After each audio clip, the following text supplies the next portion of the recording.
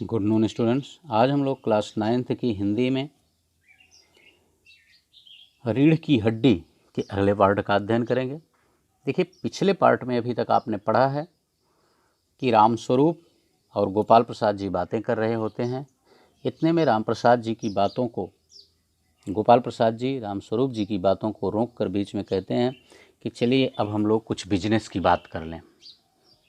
आए तो हैं लड़की देखने, शादी की बात हो रही है, लेकिन यहाँ गोपाल प्रसाद जी कहते हैं कि बिजनेस की बात कर ली जाए। तो एक तरीके से अगर देखा जाए तो गोपाल प्रसाद जी यहाँ शादी को भी एक बिजनेस मान रहे हैं, ठीक ना। तो आइए अब हम उसके आगे के भागों का अध्ययन करते हैं। लेकिन इससे पहले मैं आपको बता दूं कि यदि इस चैनल को अभी तक आपने सब्सक्राइब नहीं किया है तो चैनल को अवश्य सब्सक्राइब कर लें, जिससे कि जब भी वीडियो नया कोई अपलोड किया जाए तो उसका नोटिफिकेशन आपके पास सबसे पहले पहुँचे। इसके लिए बेल आइकन भी प्रेस कर दीजिए। वीडियो को अधिक से अधिक लाइक और शेयर करें, जिससे कि आपके दोस्त भी इस वीडियो का पूरा लाभ ले सकें। और कमेंट करके हमें भी यह ज़रूर बताएं कि ये वीडियो आपको कैसा लगा, जिससे कि अगर कोई प्रॉब्लम हो रही हो आपको किसी तरह की तो उसको हम ठीक कर सकें। ये कमेंट के द्वारा ज़रूर सूचित करें। तो देखिए, गोपाल प्रसाद की इस तरह की बातों को सुनकर कि आइए अब हम कुछ बिजनेस की बात कर लें, रामस्वरूप चौंक जाते हैं और पूछते हैं कि बिजनेस, बीज समझकर ओह अच्छा अच्छा, लेकिन ज़रा नाश्ता तो कर लीजिए। फिर समझ लेते हैं उस बात को बीज के द्वारा कि अच्छा अच्छा ठीक है, लेकिन आप लोग कुछ नाश्ता तो कर लीजिए, फिर जिस काम के लिए आप लोग आए हैं हम वो बातें करेंगे। और उसके बाद रामस्वरूप नाश्ता लाने के लिए उठते हैं। गोपाल प्रसाद, यह सब आप क्या तकल्लुफ़ करते हैं? गोपाल प्रसाद ने कहा कि आप इस बात की तकलीफ़ क्यों कर रहे हैं, नाश्ते की बात छोड़िए। रामस्वरूप, हाँ हाँ हाँ, तकल्लुफ़ किस बात का? हाँ हाँ, यह तो मेरी बड़ी तकदीर है कि आप मेरे यहाँ तशरीफ़ लाए। फिर कहते हैं कि अरे इसमें तकलीफ़ की क्या बात है, सबसे बड़ी बात है, मैं बहुत तकदीर वाला अपने आप को मानता हूँ कि आप हमारे यहाँ उपस्थित हुए, वरना मैं किस काबिल हूँ। हाँ हाँ, माफ़ कीजिएगा, ज़रा अभी हाजिर हुआ, लेकिन 1 मिनट रुकिए, मुझे माफ़ कीजिएगा, मैं अभी आपके सामने पुनः उपस्थित हो रहा हूँ। गोपाल प्रसाद थोड़ी देर बाद दबी आवाज़ में, आदमी तो भला है, मकान वकान से हैसियत भी बुरी नहीं मालूम होती, पता चले लड़की कैसी है। अब जब रामस्वरूप जी उठकर वहाँ से चले जाते हैं तो गोपाल प्रसाद दबी हुई आवाज़ में अपने लड़के से कहते हैं कि आदमी तो भला मालूम पड़ रहा है, मकान वकान से भी हैसियत अच्छी लग रही है, यानी दहेज के चक्कर में भी लग रहा है कुछ है, यानी हैसियत अच्छी लग रही है, बुरी नहीं मालूम होती, लेकिन अब तो ये देखना है कि लड़की कैसी है। शंकर जो कि गोपाल प्रसाद जी का लड़का है वो कहता है कि जी सही कह रहे हैं आप। कुछ खखार कर इधर उधर देखता है और उसके बाद शंकर जो है खखारते हुए दाएं बाएं अपनी निगाहें दौड़ाता है। गोपाल प्रसाद, क्यों, क्या हुआ? शंकर, कुछ नहीं। गोपाल प्रसाद पूछ बैठते हैं शंकर से कि क्या हुआ? शंकर कहता है कुछ नहीं। गोपाल प्रसाद, झुक कर क्यों बैठते हो? ब्याह तय करने आए हो, कमर सीधी करके बैठो, तुम्हारे दोस्त ठीक कहते हैं कि शंकर की बैकबोन।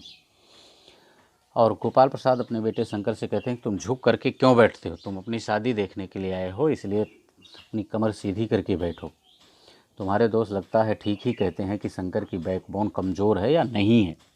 इतने में ही बाबू रामस्वरूप आते हैं, हाथ में चाय के ट्रे लिए हुए मेज पर रख देते हैं और बैकबोन के बाद अपना वाक्य पूरा करें गोपाल प्रसाद, इतने में रामस्वरूप जी आ जाते हैं जो कि हाथ में चाय के ट्रे लिए हुए हैं और वो उनके समक्ष रखी हुई मेज पर रख देते हैं। गोपाल प्रसाद, आखिर आप माने नहीं। और इस तरह से चाय लेकर के जब रामस्वरूप जी आते हैं तो गोपाल प्रसाद जी कहते हैं कि आखिर आप माने नहीं और चाय ले ही आए। रामस्वरूप चाय प्याले में डालते हुए, हाँ हाँ, आपको विलायती चाय पसंद है या हिंदुस्तानी? इस तरह से फिर रामस्वरूप कहते हैं कि बताइए, आपको विलायती चाय पसंद है या हिंदुस्तानी चाय? गोपाल प्रसाद, नहीं नहीं साहब, मुझे आधा दूध और आधी चाय दीजिए। रामस्वरूप कहते हैं कि नहीं सर, मुझे माफ़ कीजिएगा और मुझे आधी दूध और आधी चाय दे दीजिए, ज़रा चीनी ज़्यादा डालिएगा, मुझे तो भाई यह नया फैशन पसंद नहीं। एक तो वैसे ही चाय में पानी काफ़ी होता है और फिर चीनी भी नाम के लिए डाली जाए तो जायका अच्छा नहीं लगता है, क्योंकि लोग वैसे ही चाय में पानी डाल देते हैं और अगर उसमें चीनी भी कम डालते हैं तो उसका स्वाद, जायका माने स्वाद, उसका स्वाद मुझे अच्छा नहीं लगता। रामस्वरूप, हाँ हाँ, कहते तो आप सही हैं। रामस्वरूप कह रहे हैं हाँ, ये बात तो आप सही कह रहे हैं। और उसके बाद इस तरह से चाय बना करके उन्हें प्याला पकड़ा देते हैं। शंकर खखार कर, सुना है सरकार अब ज़्यादा चीनी लेने वालों पर टैक्स लगाएगी। शंकर कहता है कि लग रहा है, मैंने ऐसे सुना है कि अब जो लोग ज़्यादा चीनी खरीदेंगे सरकार उनके ऊपर टैक्स लगाएगी। गोपाल प्रसाद चाय पीते हुए, सरकार जो चाहे सो कर ले, पर अगर आमदनी करनी है तो सरकार को बस एक ही टैक्स लगाना चाहिए। लेकिन उन्होंने कहा कि अगर सरकार को वास्तव में अपनी आमदनी बढ़ानी है तो सरकार को एकमात्र टैक्स लगाना चाहिए।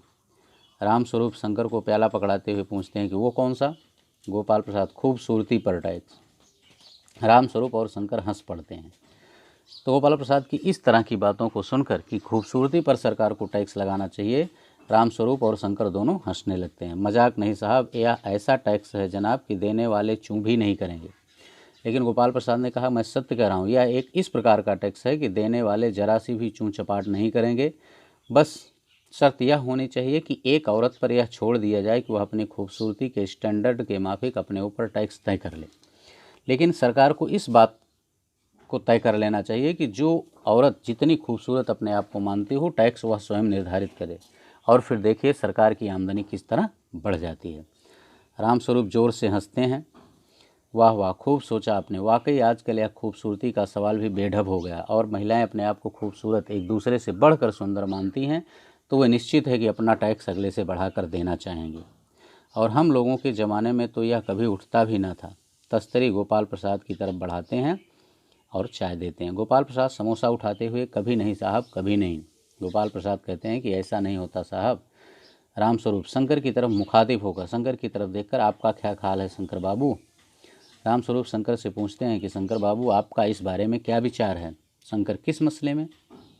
शंकर पूछता है, किस मामले में आप हमारा विचार जानना चाहते हैं? रामस्वरूप, यही कि शादी तय करने में खूबसूरती का हिस्सा कितना होना चाहिए।